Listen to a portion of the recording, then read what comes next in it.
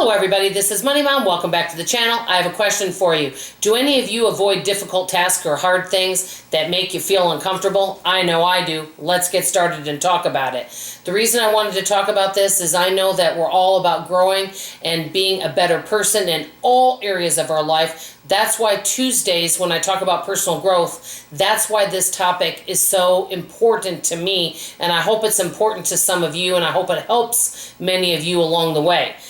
I have a confession.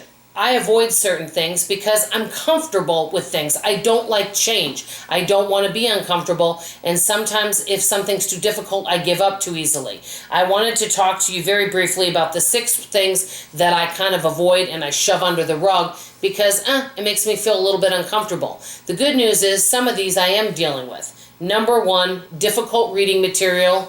That would be a big one. There's a lot of really good financial books out there, and if something is difficult or about stocks and bonds, something that I have very little knowledge on, I avoid reading it if it doesn't grasp my interest. So that would be number 1. Number 2, conflict.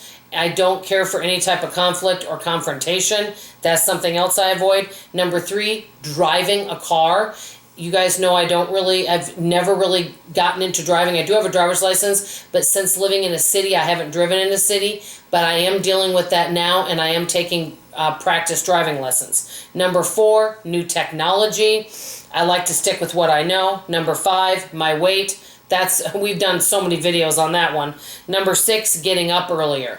These are the things I don't like to deal with because, you know what? I like to have my own habits that I feel comfortable in, and doing something that requires change takes effort, right? So the good news is that I'm working on 3 of these things right now. Number 1, the difficult reading material. And what I'm doing with that is I'm listening to some audiobooks instead. I'm also going to YouTube and looking up information on the difficult reading material to learn some basics, which is helping me understand more challenging reading material, because some of the challenging reading material may have some really good things in it that would be good for me to know, and that would be, say, a financial book. That would be an example of that. So, and I also was reading a book on the subconscious mind. To be honest, I did kind of give up on that one because it was so detailed, but I'm really working on not giving up so easily on something that may be more challenging. Also, driving. You guys know that I'm taking practice driving lessons. It's just in a large parking lot for now, but I'm getting some of the basics down.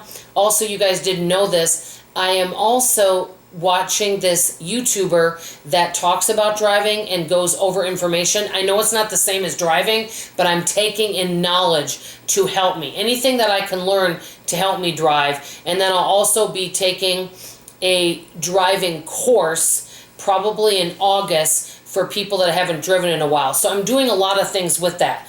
Getting up earlier. I'm now finally doing better on that. I'm back into the habit now of setting my alarm clock further away. I know this doesn't seem early, but I'm up by 9:30, which I know you're saying, Dawn, that's late.